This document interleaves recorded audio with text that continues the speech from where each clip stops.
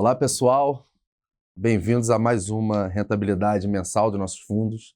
Vamos falar um pouquinho do mês de agosto, apresentar quem está hoje aqui com a gente, como sempre o Kiki, nosso CIO, e hoje presença do Caio e do JP, nossos analistas responsáveis. O Caio é responsável pelos nossos melhores fundos, Funds of Funds, e o JP pelos fundos de ativos diretos, tanto domésticos quanto internacional. Antes de passar para o Kiki, só um resumo breve do mercado no mês de agosto. O Ibovespa, depois de 4 meses positivos, teve uma queda grande no mês de agosto, caiu mais de 5%.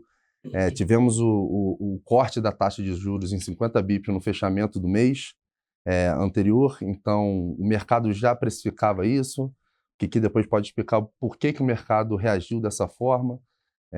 Lá fora, teve o simpósio do Jackson Hole, que o Jerome Powell começou a contratar essa taxa longa nos Estados Unidos, essa taxa de juros maior por mais tempo. Ele está vendo sinais de que a economia ainda está resiliente, e isso trouxe essa taxa de juros maior por mais tempo lá fora, trouxe uma saída importante de estrangeiros aqui da Bolsa, o que fez com que o dólar subisse. Então, foi um mês complicado. Na China também, um crescimento bem menor do que esperado, e toda essa conjuntura afetou tanto o mercado doméstico quanto o mercado offshore.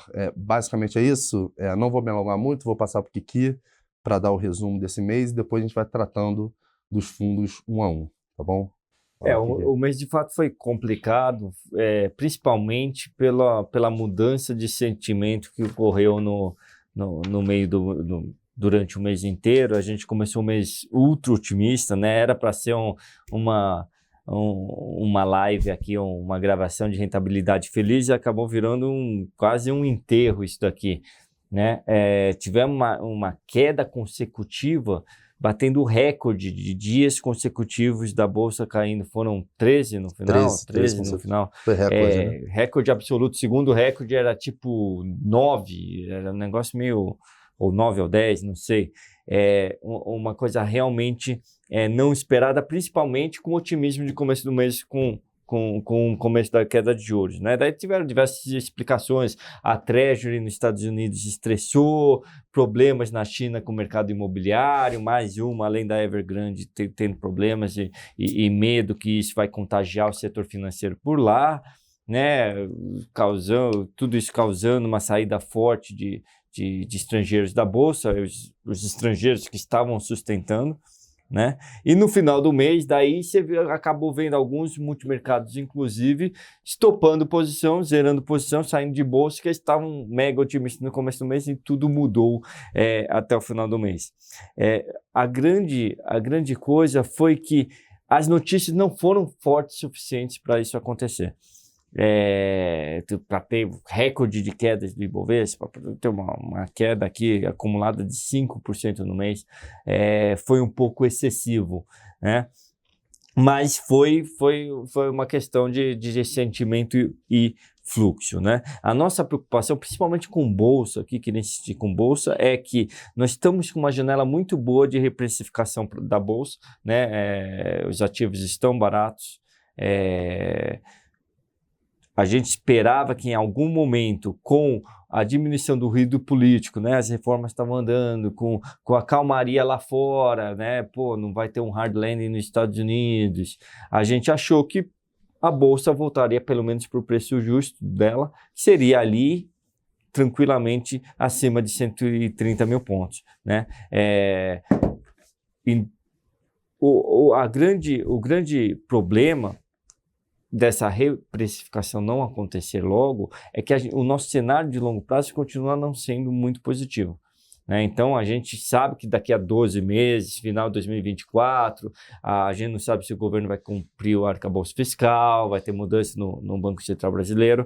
Então, a gente tem aí 12 meses para essa bolsa voltar aí para o seu preço justo. Na verdade, ela foi para o caminho oposto, né? Ela ficou 5% mais barata. Então, dito isso, um mês muito ruim, e pior ainda que foi movimentos aí com explicações, vamos dizer assim, fracas. Explicação você acaba achando para tudo, né?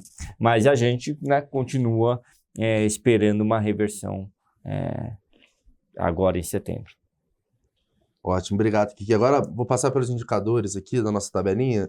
CDI sempre ali 1,14 no mês. A de cotes, que é a Treasury dos Estados Unidos, 4,56 de alta. Aqui vale a pena, na verdade, ela perdeu dinheiro porque a taxa de juros aumentou nos Estados Unidos. Isso é efeito puramente cambial, porque o real se desvalorizou, aí quase tudo isso, um pouco mais que isso no mês. Exato. Já pegando o gancho, o dólar aqui, como o Kiki falou, ele se apreciou em relação ao real 4,73% em agosto. Tá? IMAB5, as NTNBs com vencimento acima de 5 anos, 0,61, até 5 anos, 0,61, e as mais longas, que é o IMAB5+, menos 1,27. O euro também uma apreciação de 2,85, ouro 3,14, bitcoins em reais, menos 8,04%, o Ibovespa, como já citado, menos 5,09 no mês de agosto, o S&P 500, 2,38, novamente bem afetado pelo dólar. MSI, que é aquele índice global, 0,73. E FIX, 0,49 no mês. E os Small Caps, uma queda de menos 7,43 no ano. Você olhando aqui, tudo caiu. Se você não ajustar pelo dólar, né? Você vai ver que todos os ativos pelo mundo e no Brasil caíram. Né? Aqui um destaque negativo, novamente para a Bolsa no ano, agora com essa queda está com 5,47 no ano, novamente abaixo do CDI. Exato. Obrigado. Podemos ir agora para os fundos, certo? Vamos entrar nos fundos. Começar com o nosso maior fundo, o FOF Super Previdência. Em agosto rendeu menos 1,70, ainda positivo no ano em relação ao CDI, com 9,61. FOF Super Previdência 2, menos 1,74 no ano, 9,27, também acima do CDI. Nova Super Previdência, uma queda de 1,20 no mês, 8,33 no ano, um pouquinho abaixo do CDI. SP Conservador, 0,79 no mês de agosto, com uma alta no ano de 8,05. SP Multimercados, menos 0,23 em agosto, 5,99 no ano. SP Arrojado, menos 4,25 em agosto, com uma alta de 13,10 no ano, então bem acima do Ibovespa ainda. E o SP Ações, menos 5,04 no mês de agosto, uma alta de 14,05 no ano. Caião, sua especialidade, o que você tem comentado dos fundos? Bom, os multiestratégias e os fundos de ações foram os que mais sofreram, principalmente por conta do que o Kiki falou sobre os ativos de bolsa. A gente tem como principal detrator dentro desses fundos o fundo da Molt, que sofreu principalmente por alguns nomes, como MRV, Eco Rodovias, e também principalmente por ativos de menor capitalização, que aí são ativos dentro da série de Small 11 e Trig 11, que também estão dentro desses portfólios, né? Então foi um mês bastante negativo, principalmente por conta dos ativos de bolsa. Indo para os ativos de renda fixa, a gente pode ver que, como o Marcão comentou, o IMAB5+, ele teve um desempenho negativo. Então nossos títulos, principalmente o Vitro Inflação Longa, foi um principal detrator da nossa carteira dentro desses portfólios. Que também teve uma participação negativa dentro do resultado do fundo. Como resultado positivo, a gente tem um mês de fechamento dos spreads, principalmente dos ativos high grade, dos fundos de crédito, principalmente em um mercado ainda disfuncional, com um spread muito grande de crédito, mas que no mês passado teve um resultado bastante positivo, com um ganho bem expressivo acima do CDI. Então, é uma indústria que tem voltado a receber captação. O caso, né, que veio lá do início do ano ainda reverbera um pouco, mas já esse medo já tem se afastado bastante. E aí a gente tem como principal contribuição positiva dentro de crédito o fundo Sparta Prev, que teve um ganho de 1,86, bem acima do CDI, principalmente por essa marcação no mercado que teve dos ativos dentro dessa carteira. Quando a gente vai para os fundos multimercados, e aí até pelo resultado do Super Prev multimercado foi ligeiramente negativo, muito se dá por conta de resultados mistos que teve entre as carteiras. O Kiki chegou a comentar também de bastante stop dentro dos fundos multimercados, por meio de alocações e ações, e a gente tem realmente visto que os principais detratores foram posições em bolsa e posições em juros. Hora um, hora outro, a depender do fundo, né? Então, muita gente já começando a ter posições relativamente compradas dentro dos fundos, dentro de bolsa, nesses fundos multimercados, e posições também aplicadas em juro, principalmente local também, dentro desses fundos multimercados. Com destaque positivo, a gente pode dar alguns nomes como Canvas e a SPX, que se beneficiou por conta da moeda, que ela também permeia outros fundos da carteira, mas o dólar se valorizou bastante, e isso deu uma contribuição bem positiva para esses fundos aqui. Negativo o ACE, né? Seria o... Sim. Para os multimercados, que caiu 1,33 aqui, eu tô vendo. Exato.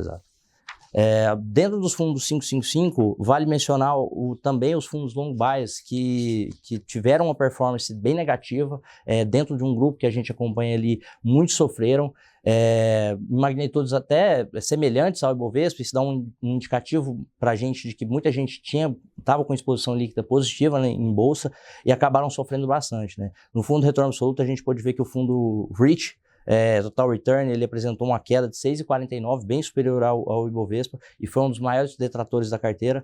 E no 910 a gente tem o Norte Long Bias, que também caiu de 6,13, então bem detrator da carteira também. Vale mencionar aqui do conservador os fundos de bond.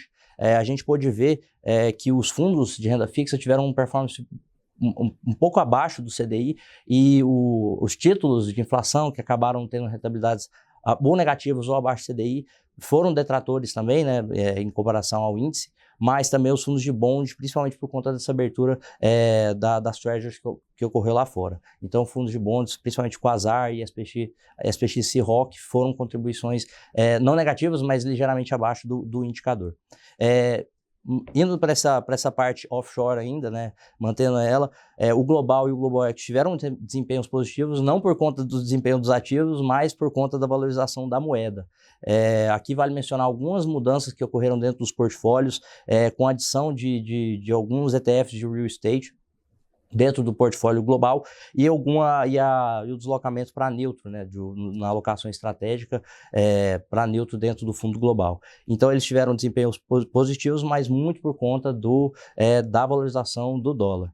O blend tiveram algumas modificações dentro da carteira, e aí os principais detratores dentro principalmente da parte de renda variável foram os ETFs de BOV11 e Small 11, que foram os maiores detratores do blend.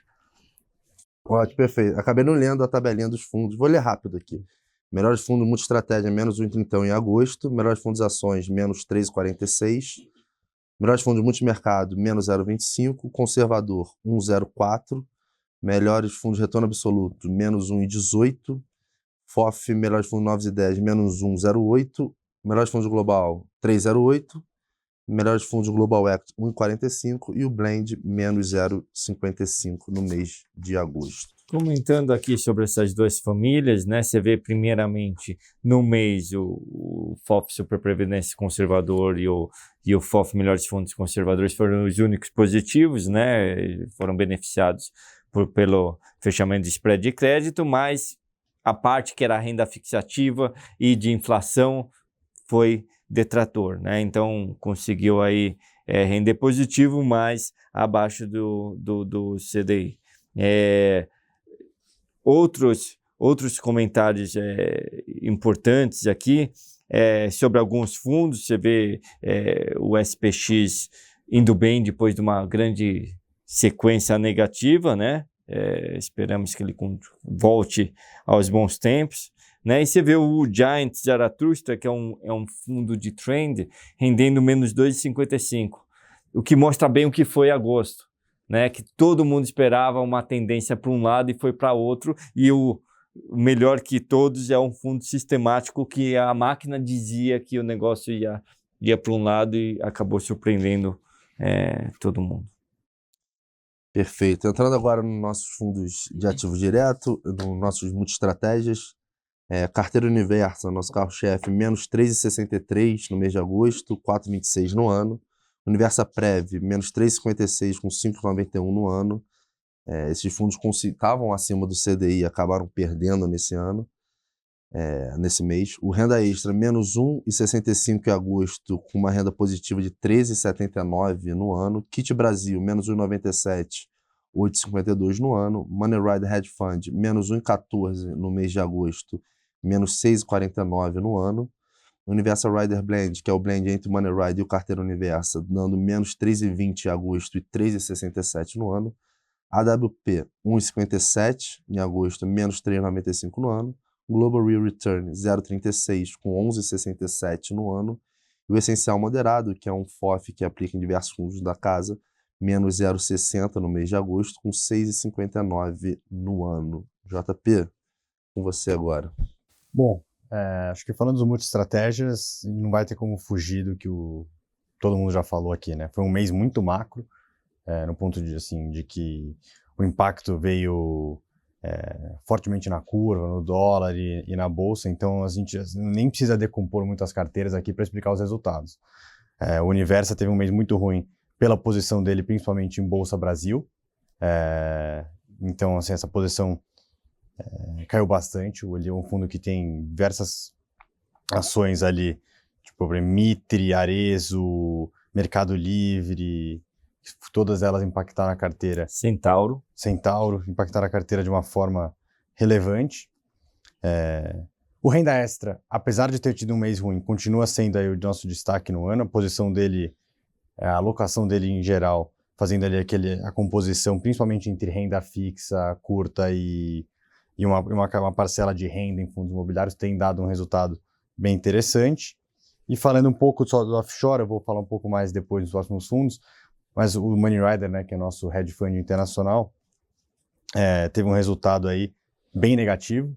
Quando a gente olha em reais, às vezes nem parece tanto, mas olhando em dólares, ele teve um resultado bem negativo, mas também bastante em linha com o mercado americano, né, que com essa reviravolta aí na perspectiva das taxas de juros lá fora, acabou sendo impactado também, não teve como. Acho que isso é o principal aqui falando de multi-estratégias, eu vou quebrando ao longo dos próximos fundos aí um pouco mais. Perfeito.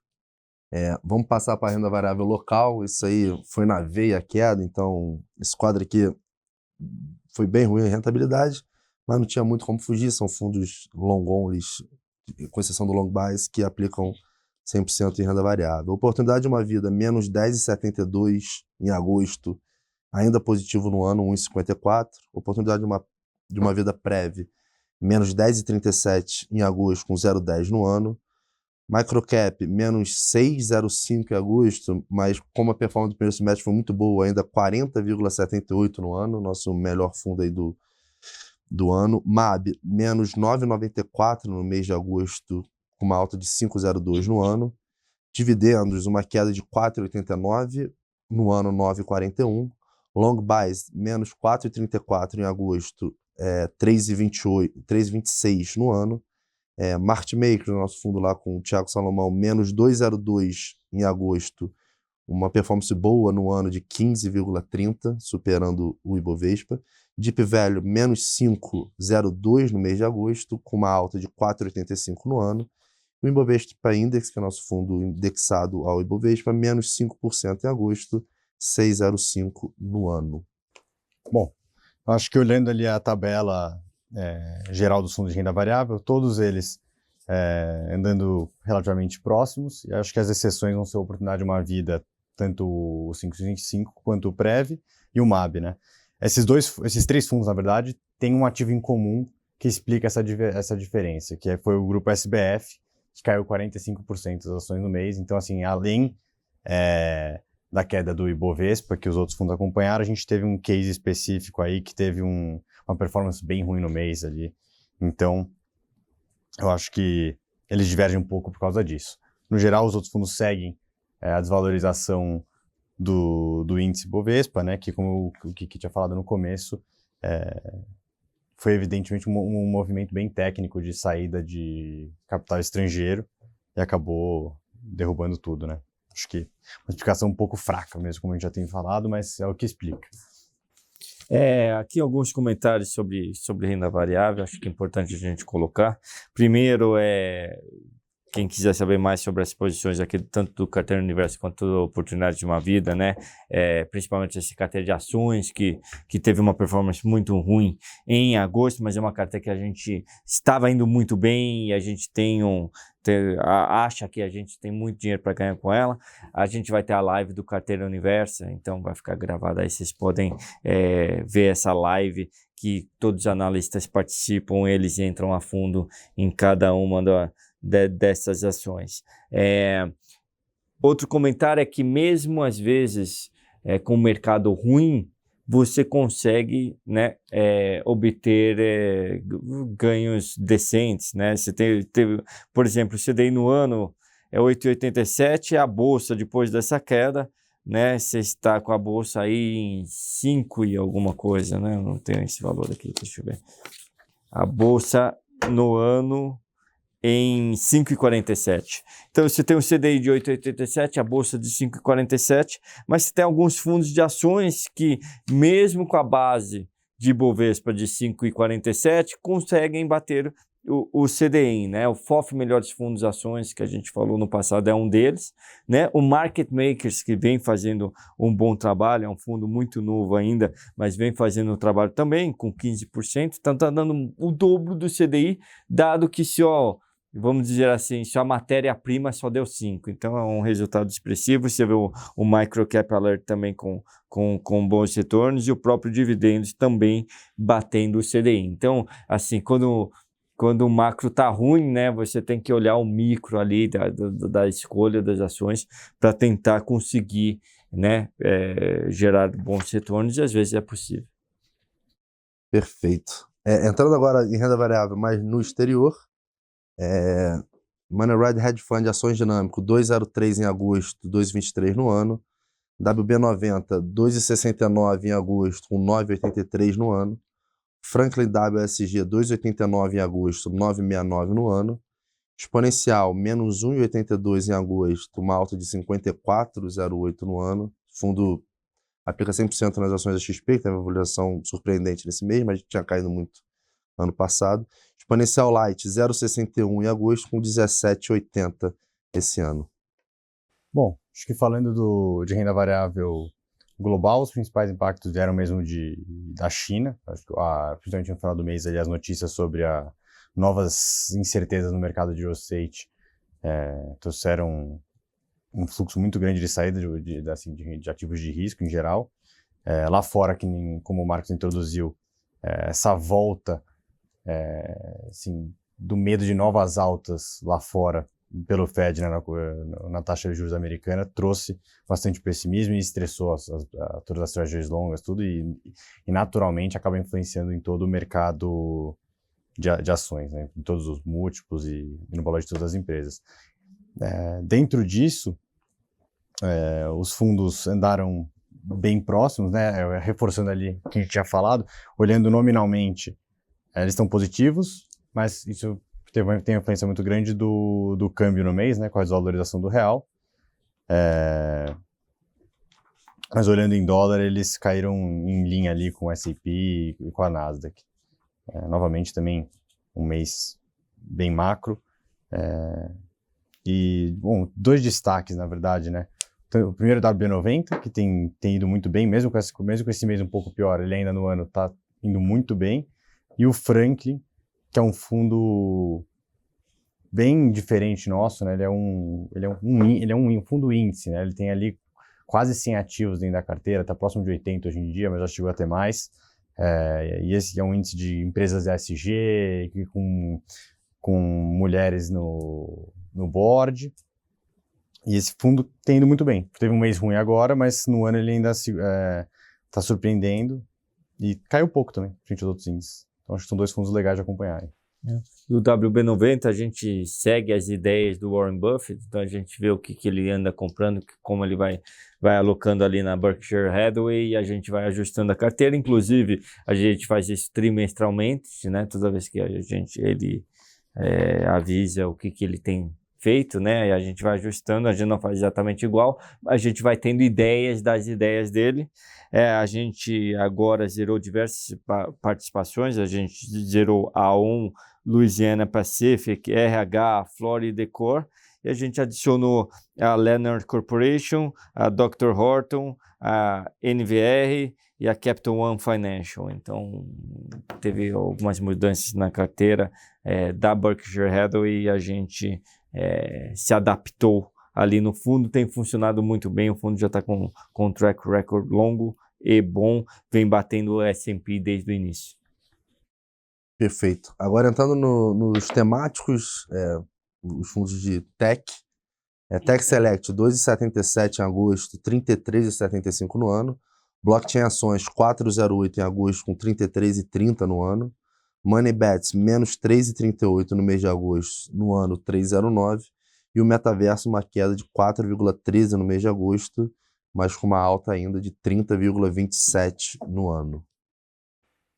Bom, aqui é a mesma coisa dos fundos de renda variável offshore que a gente tinha falado antes.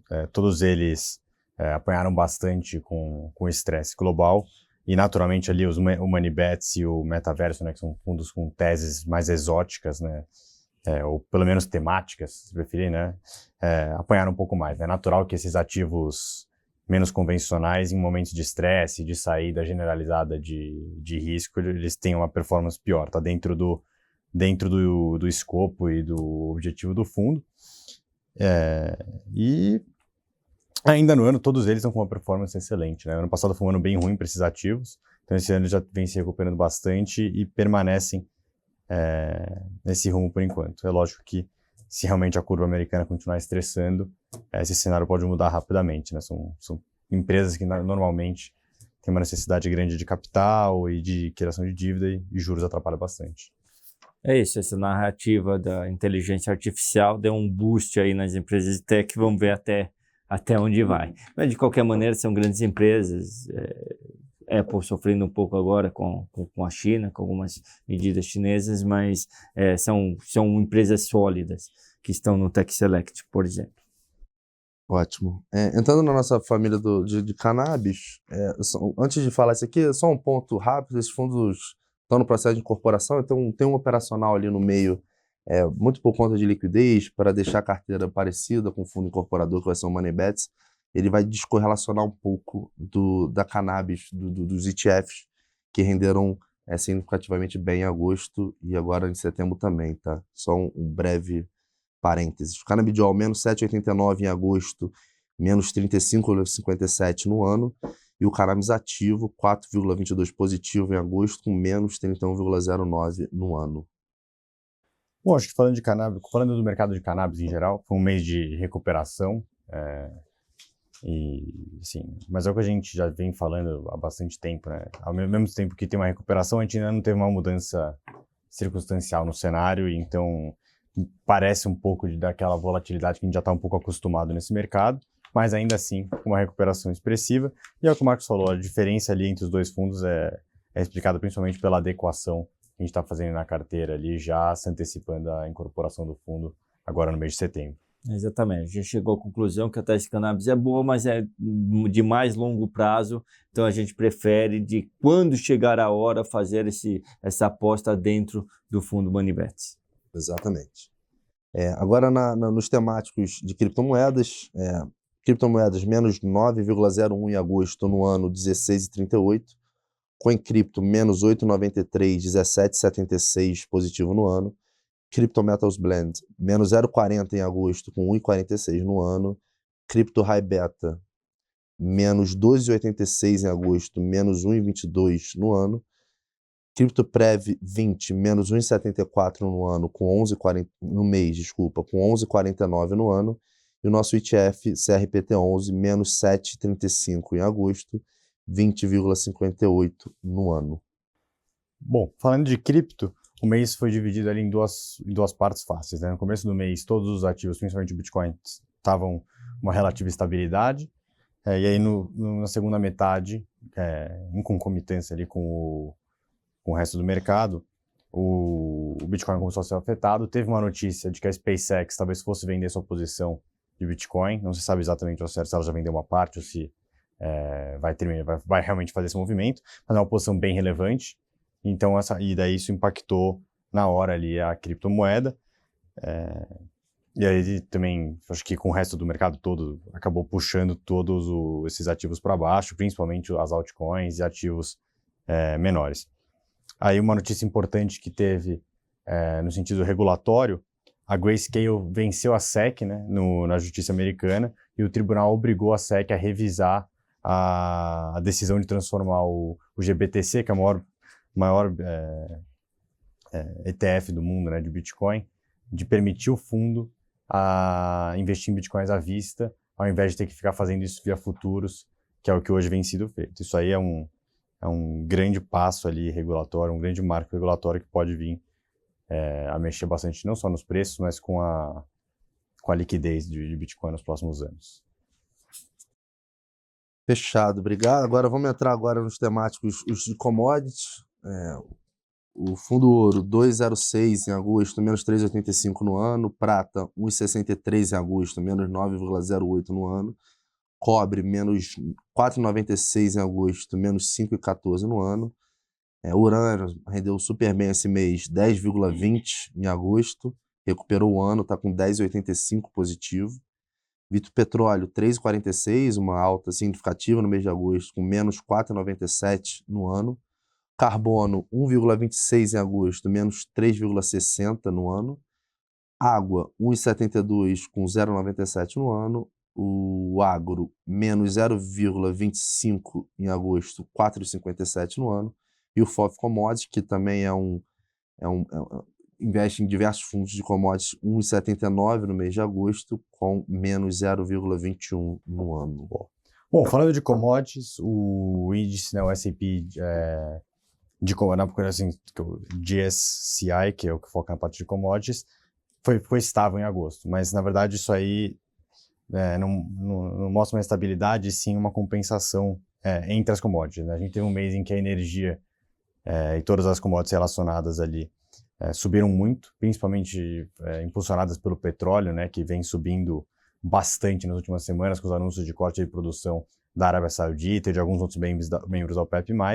Os metais industriais, em compensação, tiveram o pior desempenho entre todas as commodities e derreteram. Então, só entre essas duas partes a gente já pode ver uma compensação, né? O índice em si ficou estável, mas você vê que a energia teve uma alta bem forte, enquanto os metais industriais trouxeram uma queda relevante.